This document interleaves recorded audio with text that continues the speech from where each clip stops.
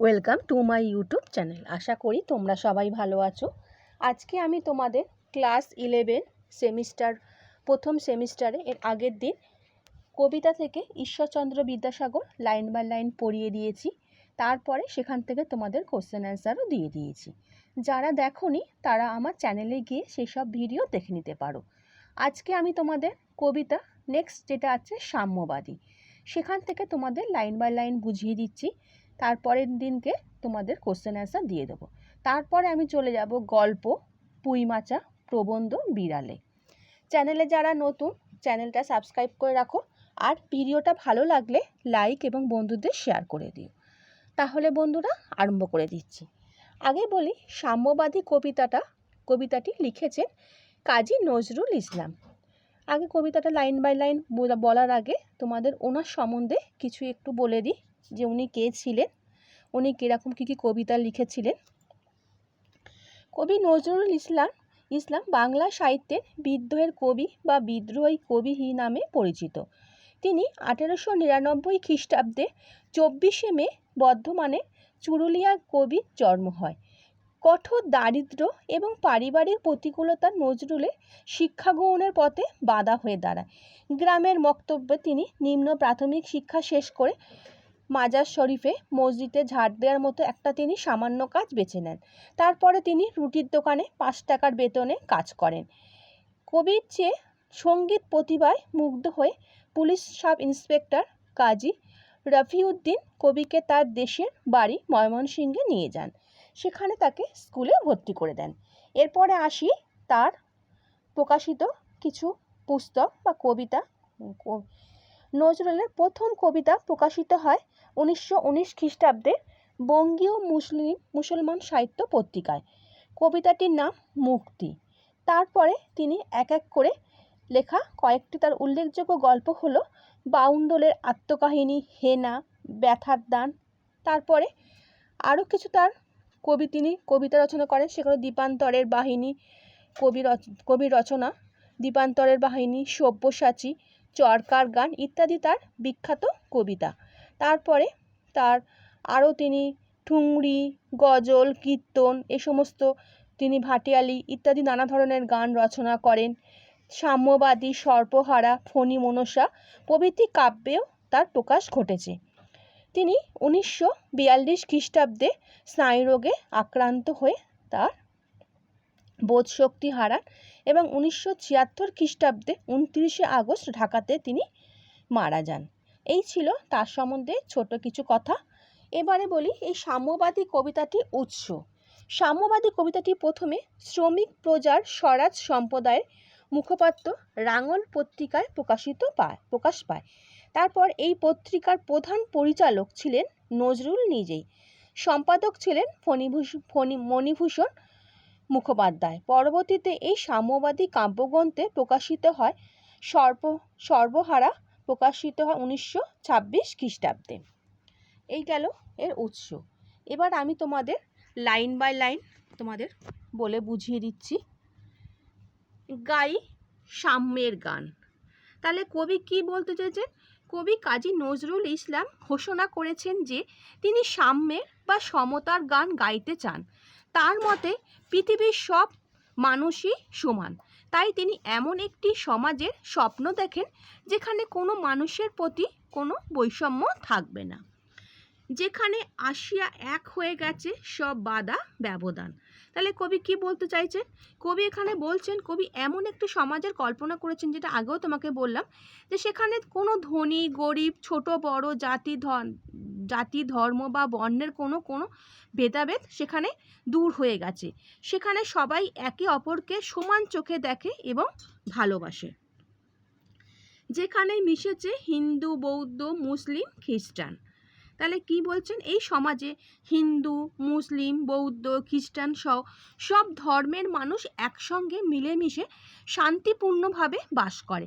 কেউ কাউকে ধর্মের কারণে ঘৃণা করে না, সবাই একে অপরকে সম্মান করে। তারপরে আবার কি বলেছেন? গাই সাম্যের গান। তাহলে কবি আবার কি বলেছেন? জোর দিয়েছেন যে তিনি সাম্য বা মানবতার গান গাইছেন, কারণ তার কাছে মানুষের পরিচয় সবচেয়ে বড় পরিচয়। কে তুমি? পার্সি, জৈন, ইহুদি, সাঁওতাল, ভিল, গারো। তাহলে কি বলছেন কবি, কি প্রশ্ন করছেন, তুমি কোন ধর্মের বা কোন জাতির মানুষ তা জানার প্রয়োজন নেই। পার্সি হোক, জৈন, ইহুদি, সাঁওতাল, ভিল বা গারো, যেই হও না কেন সবাই সমান মর্যাদার অধিকারী। কনফুসিয়াস চারবাক চেলা, বলে যাও, বলো আরও। তাহলে কি বলছেন, তুমি যদি কোনো বিশেষ দর্শনের অনুসারী হও তবুও তোমার মূল্য কমে না। মানুষের পরিচয় তার মানবতা, কোনো বিশেষ মতবাদ নয়। তাই সব মত ও বিশ্বাসকে সম্মান করা উচিত। বন্ধু যা খুশি হও। তাহলে বন্ধু কি বলছে, তাহলে বন্ধু যা খুশি হও। কবি বলছেন বন্ধু বলে, কবি সবাইকে বন্ধু বলে সম্বোধন করেছেন।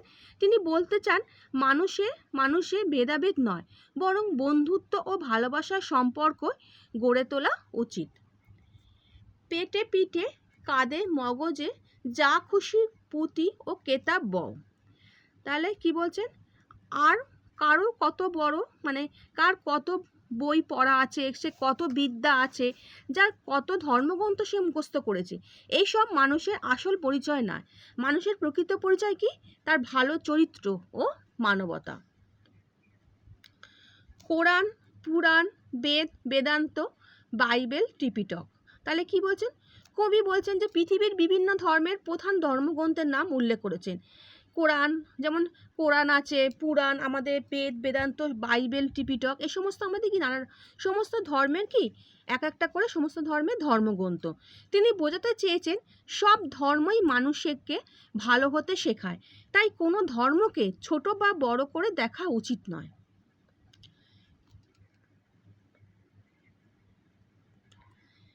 জেন্দা বেস্তা গ্রন্থসায় পড়ে যাও, যত শখ। তুমি চাইলে যত ইচ্ছা বিভিন্ন ধর্মগ্রন্থ পড়তে পারো, জ্ঞান অর্জন ভালো কাজ, কিন্তু শুধু বই পড়লেই হবে না, সেই শিক্ষাকে জীবনও কাজে লাগাতে হবে। তুমি শুধু শুধু বই পড়েই গেলে, সারা বছর তুমি বই পড়ছো কিন্তু সেটাকে তুমি জীবনের কাজে লাগাচ্ছ, তা সেই বই পড়ার কী লাভ তোমার? তুমি মানুষকে সম্মান করছো না, মানুষকে ভালোবাসো না, তা সেটা তোমার তো বই পড়ে তোমার তো কোনো লাভ নেই। তাই কবি সেটা বলেছেন। কিন্তু কেন এ পণ্ডশ্রম, মগজে আনিচ শুল?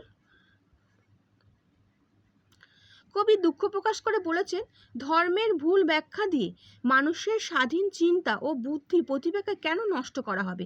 ধর্ম কখনো মানুষের উন্নতির পথে বাধা হওয়া উচিত নয়। দোকানে কেন এ দর কষাকষি, পথে ফোটে তাজা ফুল। তাহলে কবি বলতে চান ধর্মকে ব্যবসার বস্তু বানানো ঠিক নয়। পৃথিবী সুন্দর, প্রকৃতি সবার জন্য সমানভাবে তার সৌন্দর্য বিলিয়ে দেয়। তাই মানুষের মধ্যে স্বার্থ নয়, ভালোবাসা ও সমতা থাকা উচিত। তোমাতে রয়েছে সকল কেতাব, সকল কালের জ্ঞান।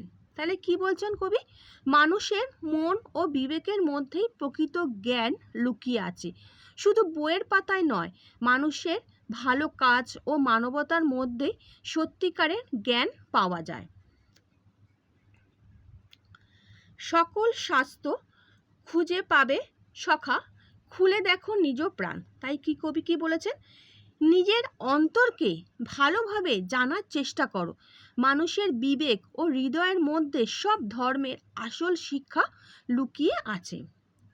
নেক্সট লাইনে দেখো কি বলেছেন, তোমাতে রয়েছে সকল ধর্ম, সকল যুগাবতার। তাহলে কবি কি বলেছেন, মানুষের মধ্যেই সব ধর্মের মূল আদর্শ ও সব যুগের মহাপুরুষদের শিক্ষা রয়েছে। তাই মানুষকে ভালোবাসাই সব ধর্মের আসল কথা।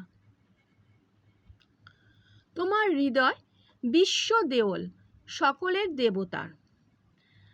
কবির মতে মানুষের হৃদয় পৃথিবীর সবচেয়ে বড় মন্দির। এখানে কোনো ভেদাভেদ নেই, ভালোবাসা, দয়া, মানবতার মধ্যে ঈশ্বরের বাস। কেন খুঁজে ফেরো দেবতা ঠাকুর মৃত পুঁতি কঙ্কালে। কবি প্রশ্ন করেছেন কেন মানুষ শুধু পুরানো নিয়ম বা ধর্মগ্রন্থের মধ্যেই ঈশ্বরকে খুঁজে বেড়ায়। মানুষের সেবা ও ভালোবাসার মধ্যেই প্রকৃত ঈশ্বরকে খুঁজে পাওয়া যায়। হাসিছেন তিনি অমৃত হিয়ার নির্ভীত অন্তরালে। তাহলে কি বলেছেন? কবি বলেন ঈশ্বর মানুষের প্রবৃত্ত ও ভালোবাসায় ভরা হৃদয়ের মধ্যেই বাস করেন। তাই মানুষের প্রতি ভালোবাসা ও সম্মান দেখানো ঈশ্বরের প্রকৃত উপাসনা। তুমি যে শিক্ষা গ্রহণ করছো, তুমি শিক্ষা গ্রহণ করে মানুষকে ভালোবাসো না, তুমি মানুষের সঙ্গে খারাপ ব্যবহার করো, তাহলে সেটা কি তোমার শিক্ষার প্রকৃত কাজ? না। তাহলে কবি কি বলেছেন? মানুষকে ভালোবাসা, সম্মান দেখানো ঈশ্বরের প্রকৃত উপাসনা করা। বন্ধু বলিনি ঝুট। নেক্সট লাইনে যাচ্ছি।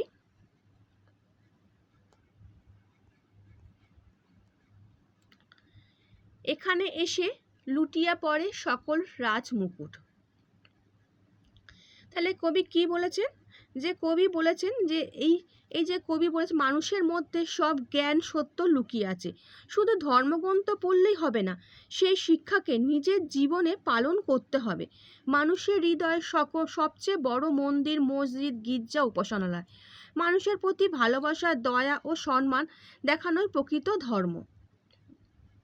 এই হৃদয় সেই নীলাচল, কাশী, মথুরা, বৃন্দাবন, বুদ্ধ গয়া, জেরুজালেমে, মদিনা, কাবা ভবন, মসজিদ, এই মন্দির, এই গির্জা, এই হৃদয়। এখানে বসে ঈশা মুসা পেল সত্যের পরিচয়। তাহলে এরপর কবি কি বলতে জানেন? বিভিন্ন ধর্মের মহান ব্যক্তি ও নবীনদের কথা স্মরণ করেন। তিনি বলেন বুদ্ধ, যিশু খ্রিস্ট, হজরত মোহাম্মদ, শ্রীকৃষ্ণ, নানক, কবির, চৈতন্য, মুসা সবাই মানুষের কল্যাণের জন্য পৃথিবীতে এসেছিলেন। তাদের প্রত্যেকের শিক্ষা ছিল ভালোবাসা, শান্তি, সত্য, ন্যায় ও মানবতার শিক্ষা।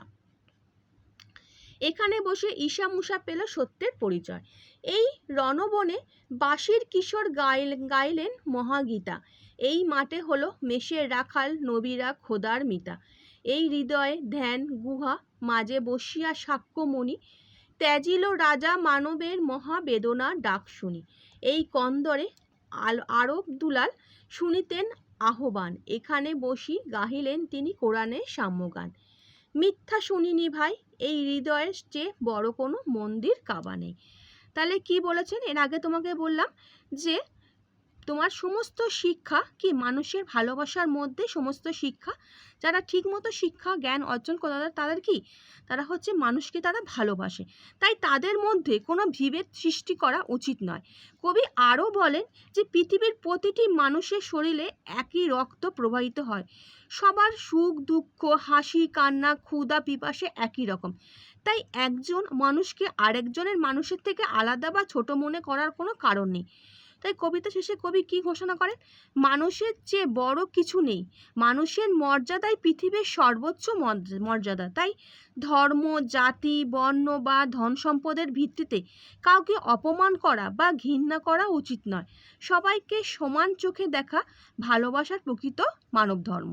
এখানকার মূল বক্তব্য তোমাদের যেটা বলি, কি বলেছেন? সাম্যবাদী কবিতায় কাজী নজরুল ইসলাম এমন এক মানবিক সমাজের স্বপ্ন দেখিয়েছেন যেখানে সব মানুষ সমান মর্যাদার অধিকারী। ধর্ম, জাতি, বর্ণ ও ধনী গরিবের ভেদাভেদ ভুলে সবাই একে অপরকে ভালোবাসবে। এই মানবতাবাদী ও সাম্যবাদী আদর্শই কবিতার মূল কথা। তাহলে এক কথায় আমরা কি বলতে পারি? মানুষই সবচেয়ে বড় পরিচয়, ধর্ম, জাতি বা বর্ণ নয়, সকল মানুষই সমান। এই বার্তাই সাম্যবাদী কবিতার মূল শিক্ষা। তোমাদের লাইন বাই লাইন আমি বুঝিয়ে দিলাম। আরও যদি কারোর কোনো অসুবিধা হয় কোনো লাইন থেকে আমাকে কমেন্ট বক্সে বলতে পারো কমেন্ট করে, তাহলে আমি তোমাদের সেই লাইনগুলো আবার আমি তোমাদের নেক্সট ভিডিওতে বুঝিয়ে দেবো। নেক্সট ভিডিওতে আমি তোমাদের এখান থেকে আবার কোশ্চেন অ্যান্সার দিয়ে দেবো। তোমাদের আগের দিন ঈশ্বরচন্দ্র বিদ্যাসাগর কোশ্চেন অ্যান্সার দিয়ে দিয়েছি লাইন বাই লাইন পড়ানোর সঙ্গে সঙ্গে। এর পরের দিন তোমাদের সাম্যবাদী থেকেও কোশ্চেন অ্যান্সার দিয়ে দেবো। আর চ্যানেলে যারা নতুন, চ্যানেলটা সাবস্ক্রাইব করে রাখো। ভিডিওটা ভালো লাগলে বন্ধুদের শেয়ার করে দিও। আচ্ছা বন্ধুরা, ভালো থেকো।